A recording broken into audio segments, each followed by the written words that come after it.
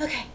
Earlier, I broadcast live, and I guess I screwed something up because I tried to edit like the first few seconds where I'm just rambling on about nothing. Like seriously, literally, sounding like a fucking flippin' lunatic, um, or some kind of incoherent. Yeah. Anyhow, I edited that out of there, and then so I had like a scheduled broadcast, and then I had the original broadcast, and then I couldn't figure out what I was doing wrong with what, so I just deleted it, both of them. So now I'm back again to explain the purpose of your diagnosis. This is because I was having a CPTSD episode this morning, going over and over in my head, why this, why that, why this, why that, saying things that I need and want to say to people, but I can't, either A, because it's not acceptable to say to people, or B, because it's not anything they're going to accept. So, God, every time I get on here, I start coughing. So, the purpose of your diagnosis, any diagnosis, is not to prove to people that you have a diagnosis. That is not the purpose of your diagnosis. It's not the purpose of my diagnosis. The purpose of being diagnosed with something is to seek out the proper resources or obtain the proper resources, get proper treatment, or to properly manage the disease, the symptom, the disorder, whatever the case may be, the symptoms, and to better understand yourself so that you can become more functional as possible. Because unless you know what you're dealing with, you can't do any of those three. So, people like myself, mainly females, we're excellent maskers. So we fly under the radar many times. We don't get a correct diagnosis. We usually end up with borderline personality. I'll explain my laughing in a minute. Borderline personality or a bipolar is what we usually get diagnosed with. That's so funny. My mind, sometimes when I'm going to say a word, my mind will bring up a totally different word that's completely irrelevant and not in any way, shape, or form linked to the word I'm saying. So, like, I almost said border patrol when I was trying to say bipolar or borderline. So, yeah.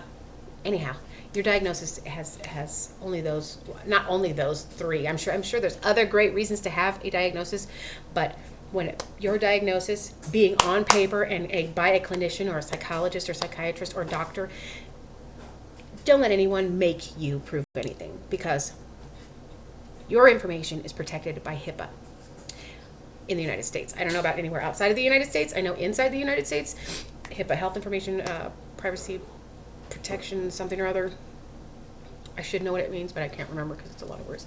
But it's basically the protection of people's health information and medical information. So, and that goes for treatment, that goes for diagnosis, that goes for who your doctors are, where you're been treated, where you're being treated, what medications you're taking. It covers all of that. It's your information, and you never, ever, ever, ever have to share that with anybody. By law, that is your information, and it's protected unless you give consent. It's called consent to release information, assigned consent to release information, and that form has to include exactly what information is going to be released, exactly how long that information is going to be available to that person, and exactly who it's going to be released to. And the purpose for that is to maintain a sort of record of who was told what, when, and why. Because if that information gets if it gets violated, I mean, that's really the only way that they can monitor what information is given to who and who's giving who the information they're supposed to or not supposed to. So, and it's obviously there to protect your privacy.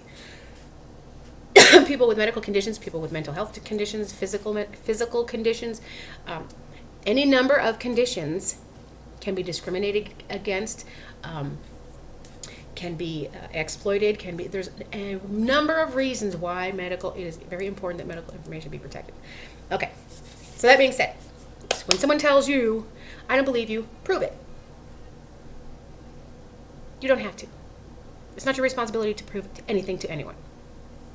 It is not your responsibility to prove anything to anyone.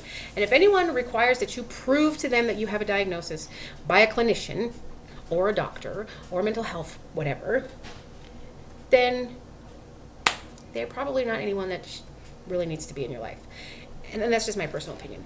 So I went to school to be a mental health rehabilitation technician, and I completed my course. So I'm an MHRT.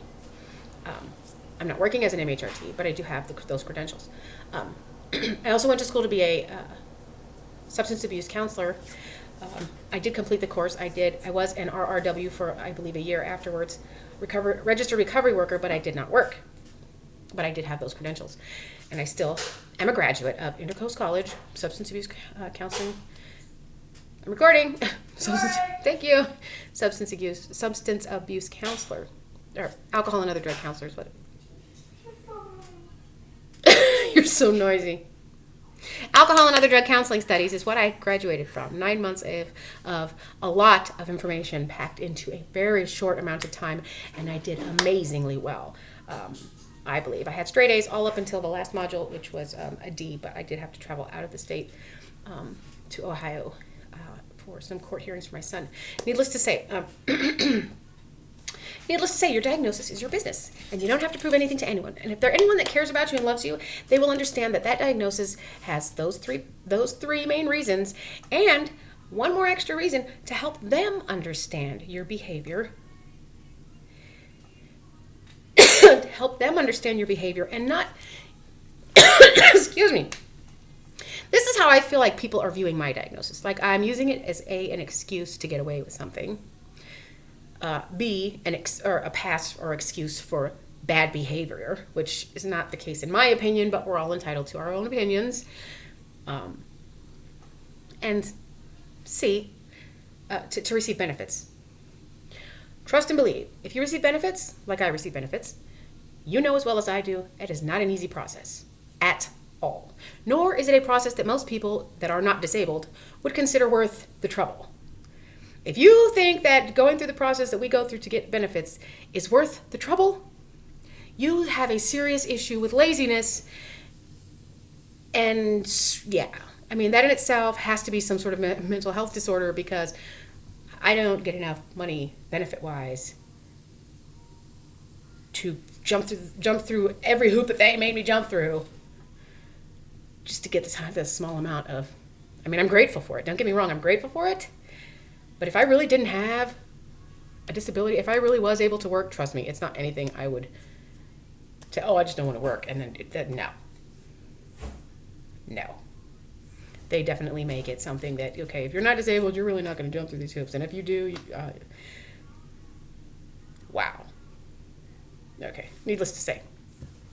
I won't say one of the few because I can't speak for everyone, but I'm someone who doesn't want to be on my benefits. When I filled out the paperwork, they ask, is this disability temporary? Do you expect it to be temporary? And I put, yes, I expected it to be temporary, because I have the understanding that my disorders were being exacerbated by my situation, the abuse that I was withstanding in California.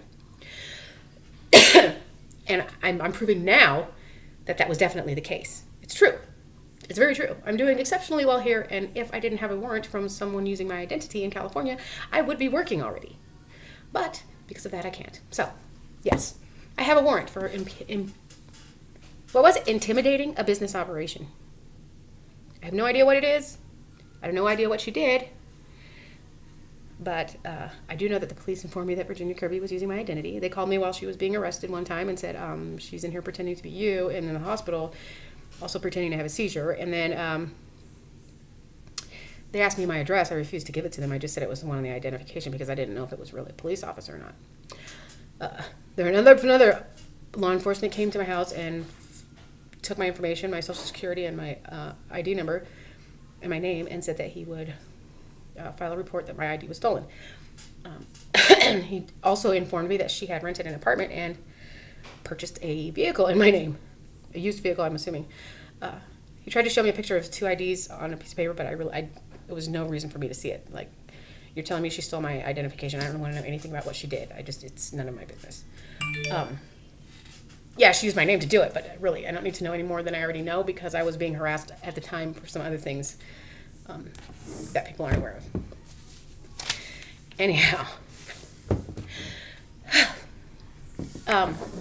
your diagnosis is for you. Don't let anyone make you feel bad if you don't. You don't have to prove anything to anyone but yourself. And that's what I've been saying. That's what I've come to grips with, that I've always been someone who's wanted everybody's approval. I've always wanted to fit in. Now I want to be different. I want to be different because I'm different. I'm unique. I'm me. But I want to be accepted for my differences and still fit in. I mean, I don't want to fit into like the social norm and be what everyone else is or what everyone wants me to be. I want who I am to be accepted.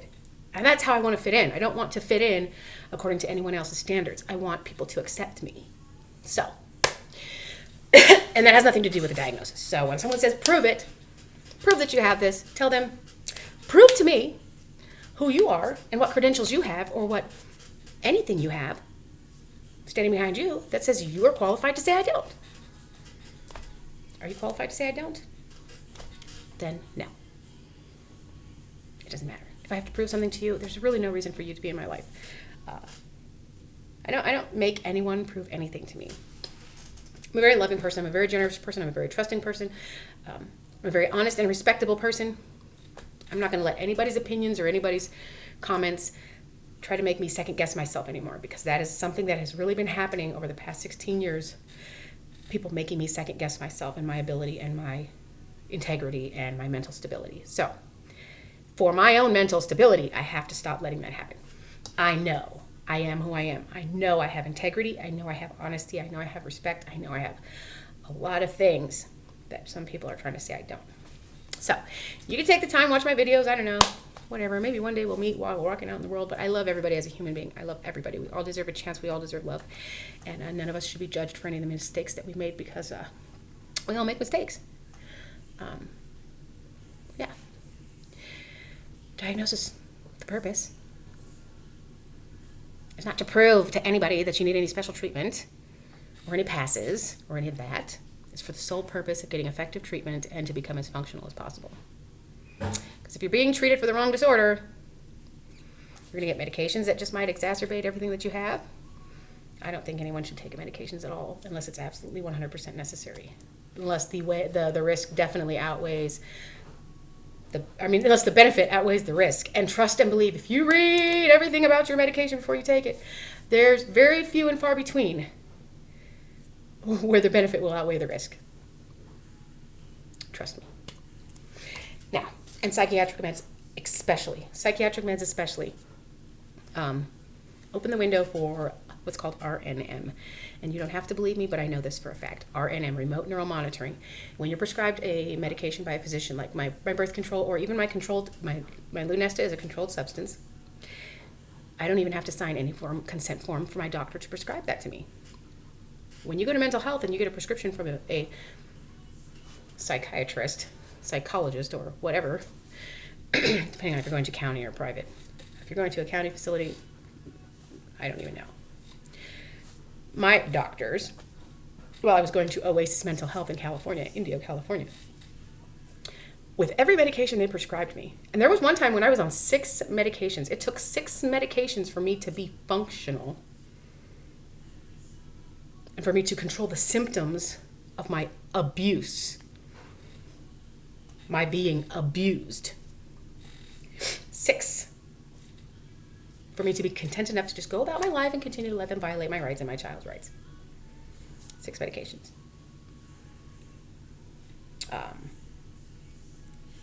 4 of which I actually ended up overdosing on intentionally.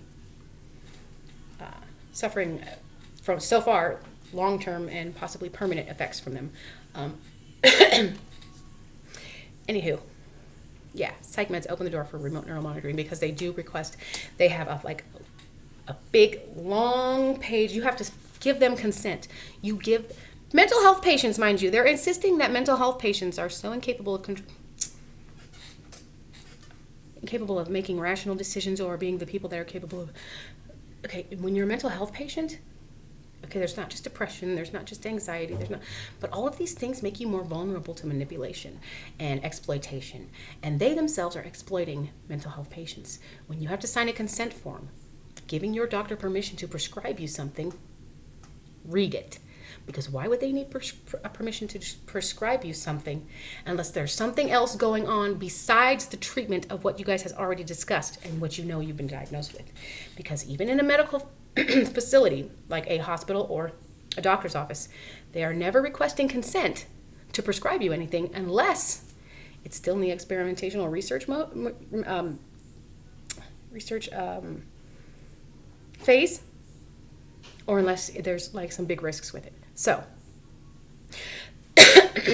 every time I was prescribed something in mental health, I was required to sign like consent to be prescribed that medication, plus like 5 more additional forms after that.